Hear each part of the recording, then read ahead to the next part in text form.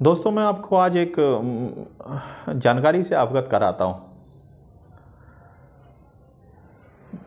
जो दो को कांटे बोए बाय बोवे तो ही फूल को फूल हैं और बागों है त्रिशूल। सुना था, आपने भी सुना होगा। एक गांव था। गांव तो गांव होता है, सुख सुविधाओं का अभाव होता है उनमें। पुराने समय की बात है, आज तो बदला हुआ है, मगर पहले ऐसे नहीं था। सुख सुविधाओं का अभाव था। कुछ बुद्धिजीवी लोग, कुछ जागरूक लोग, 8-10 लोग इकट्ठे हुए। 8-10 लोगों को उन्होंने इकट्ठा किया और उनसे बोले कि देखो, हमें कमाने के लिए दूर प्रदेश जाना चाहिए। पड़ोसी गांव में देखो, कोई गया था, कमा के आए हैं, आज उनके पास घोड़ा है, सुख संसाधन की सारी चीज़ें हैं, खेती खरीद ली है, आमदनी बढ़ गई है और अच्छा है, जय जयकार करते हैं लोग, सुख सुविधाएँ हैं। तो चलो हम भी चलेंगे। ऐसा करते हैं कि हम लोग भी चलते हैं, इकट्ठे हो जाओ 8-10 लोग जो कुछ भी हैं। अपने दोस्तों को आप भी बोलो, मैं भी बोलता हूँ, और दूर देश चलते हैं, कमाते हैं और फिर वापस आएंगे और फिर आनंद के साथ अपना बचा हुआ जो जीवन है उसको व्यतीत करेंगे। लोगों ने उनकी बात मानी। एक मुखिया चुन लिया गया। 15-20 लोग इकट्ठे भी हो गए और चल दिए। अपने साथ जो कुछ भी लेके चलना था, किसी के चने, किसी के सत्तू, किसी के पास जो कुछ भी था वो लेके चल दिए। क्योंकि जाना कहाँ है किसी को नहीं पता। जाना है और कमाना है, कमा के बचा के और घर भी लेकर आना है। मगर जाना कहाँ है, रास्ता क्या है, वो थोड़ा बड़ा संशय बड़ा विषय है। तो बस जाना है, दूर देश जाना है। चल दिए। चलते 2-4 दिन जब बीत गए और उनके साथ जो कुछ भी वो चने और सत्तू और जो कुछ भी खाने की सामग्री लेकर आए थे, धीरे धीरे वो भी चुक गई, पूरी हो गई, ख़त्म हो गई। अब चूँकि लोग बड़े अच्छे थे और उन्हें क्या था कि एक ललक थी कि हमें दूर देश कमाने के लिए हम गए हैं, तो खाना रास्ते में जो मिलेगा, फल और शाक, हम उससे खा के अपना जीवन यापन करेंगे। चलते रहे। तो उन्होंने, एक सज्जन पुरुष, उन्होंने बोला कि ऐसा तो नहीं कि हम रास्ता कहीं भूल गए हों। अरे 7-8 दिन हो गए हमें चलते चलते और घनघोर जंगल है, ऐसा तो नहीं कि हम गोल गोल यहीं घूम रहे हों। तो उनके जो मुखिया थे वो बोले कि देखो, हो सकता है कि हम भूल गए हों, मगर ऐसा है नहीं, क्योंकि लौटकर वो स्थान कभी नहीं आया इतने दिनों के अंदर कि हमें ऐसा लगे कि हम गोल गोल वहीं घूम रहे हैं। मगर चलते रहिए, चलेंगे, हम दिशाओं का ज्ञान है। तो उनके पीछे उनको फॉलो करते करते और लोग उनके साथ चलते रहे। एक उन्हें गुफा नज़र आती है। उस घनघोर जंगल में एक गुफा जब नज़र आती है तो वो ठहर जाते हैं उधर। मुखिया कहते हैं रुको, ये एक गुफा है। उन्हें गुफा है तो काफ़ी अंदर खतरनाक होगी। उन्होंने नहीं, खतरनाक नहीं होगी, इसका दूसरा मुहाना जरूर कहीं दूर जाके निकलता है। हमें 2 फायदा होंगे। एक तो इस जंगल में से जो हम अपने आप को सोच रहे हैं कि भटक गए, वो भटकन हमारी ख़त्म हो जाएगी। क्योंकि अगर एक मुंह इस तरफ है, गुफा का मुंह इस तरफ है, तो दूसरा मुहाना भी इसका बाहर कहीं है ज़रूर। ये मेरा तजुर्बा कहता है। क्योंकि ये तो बाईपास है। बिल्कुल सही कहा, पुराने समय की बात है, तो बाईपास ही होती हैं गुफाएँ ज़्यादातर। उनके साथ वो चल देते हैं गुफा के अंदर। कोई डर, कोई भय तो था नहीं। तो आपस में बतियाते चलते हैं। 15-20 लोग थे वो।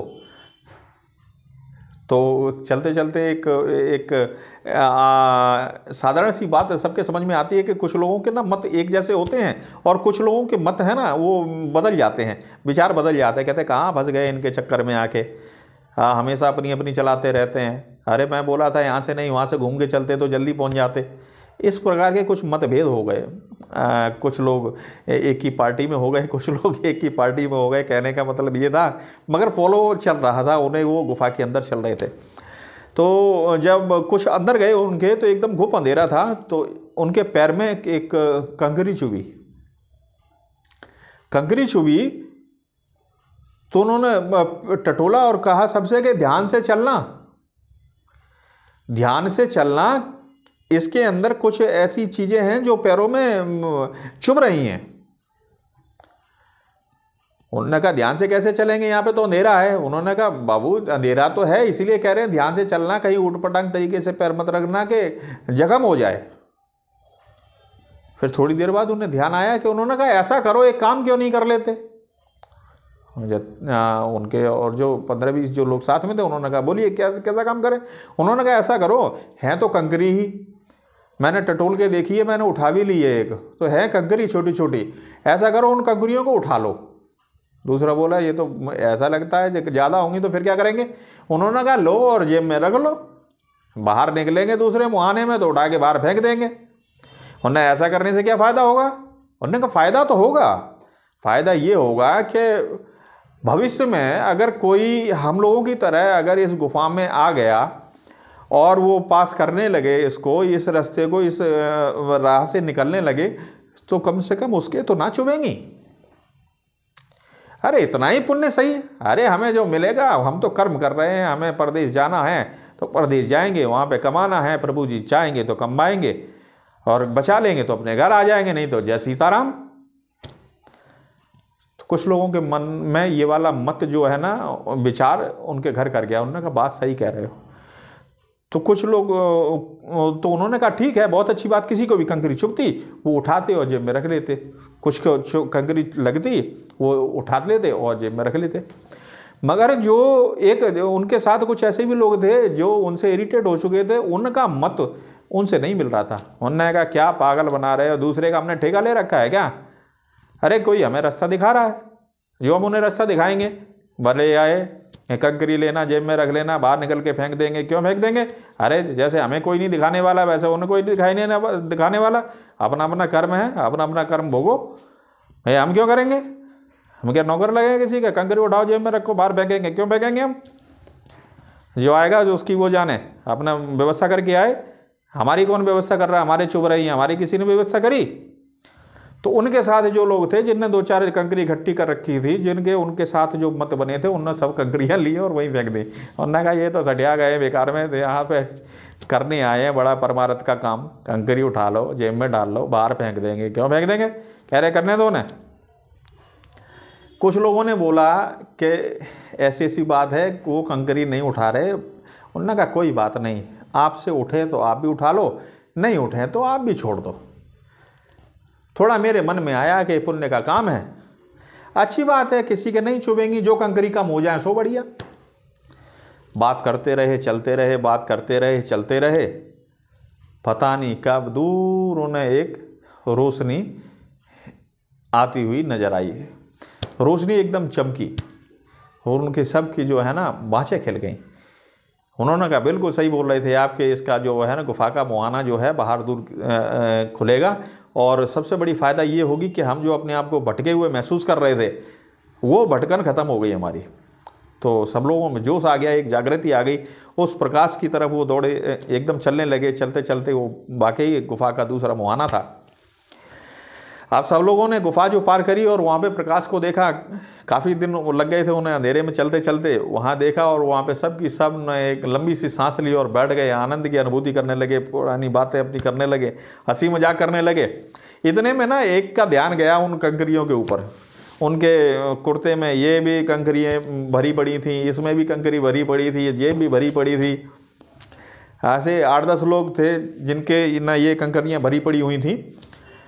खैर, तो उनमें से एक बोले कि सरपंच जी आपने बोला था ये कंकरी जो है वो बाहर निकल के फेंक देंगे। उन्होंने कहा हाँ बात तो सही है, तो ठीक है फेंक दो। अब उन्होंने जैसे ही कंकरी जेब में हाथ डाला और कंकरी निकाली और फेंकने के लिए जैसे ही, तो वो चमकते हुए उन्होंने पत्थर देखे। कह रहे सरपंच जी ये तो कमाल है, देखना क्या है। सरपंच जी ने देखा, कह रहे हैं यार ये तो हीरे हैं। क्या हीरे हैं, देखना आप देखना आप देखना आप देखना। जितने लोगों ने वो कंकड़ियाँ जो बटोरी थी वो सारे के सारे हीरे बन गए, या फिर ये कह सकते हैं हम कि वो हीरे ही थे। जब उन्होंने देखा, आपने देखा, उन्होंने देखा, तीसरे ने देखा, चौथे ने देखा, पांचवें ने, छठवें ने, सातवें ने, 10वें ने देखा, जिन्होंने कंकरियां वो अपनी जेब में भरनी थी वो सारे की सारे हीरे थे, या यूँ कहिए कि वो कंकरियां हीरे बन चुकी थी। उन्होंने कहा हमारा तो दौड़ जो है ना वो पूरी हुई। पता है क्यों ऐसा हुआ? क्योंकि उन्होंने परमार्थ के लिए काम किया था, ताकि वो कंकड़ी दूसरे के पैर में ना छुपे। दूसरे के पैर में अगर वो चुभती तो उन्हें पीड़ा देती। ये उनकी भावना थी कि दूसरे के पैर में ये वाली कंकड़ी, ऐसी कंकड़ियाँ ना चुभें, आने वाले जो राहगीर हैं उनके लिए सुगम हो। इसलिए उन्होंने कंकड़ियाँ चुन ली और प्रभु के आशीर्वाद से वो सारी कंकड़ियाँ हीरों में बदल गईं। और जिन लोगों के मन में था हमें क्या लेना देना, जो जैसा करेगा वैसा भरेगा, हमने सबका ठेका ले रखा है क्या, वो कंकड़ियों से भी वंचित रह गए, वो हीरों से भी वंचित रह गए।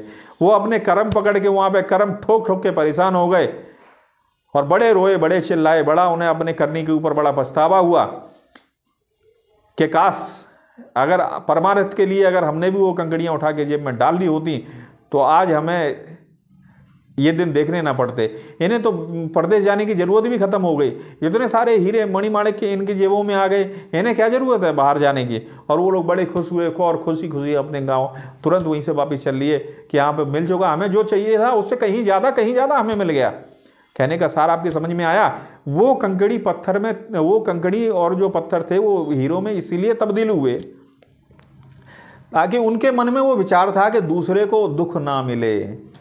परमार्थ के कारण ही वो कंकड़ियाँ जो थीं वो हीरो में बदल गईं। और दूसरे लोगों ने परमार्थ को उचित नहीं समझा। उन्होंने कहा जो जैसा करेगा वैसा, हमने क्या ठेका ले रखा है।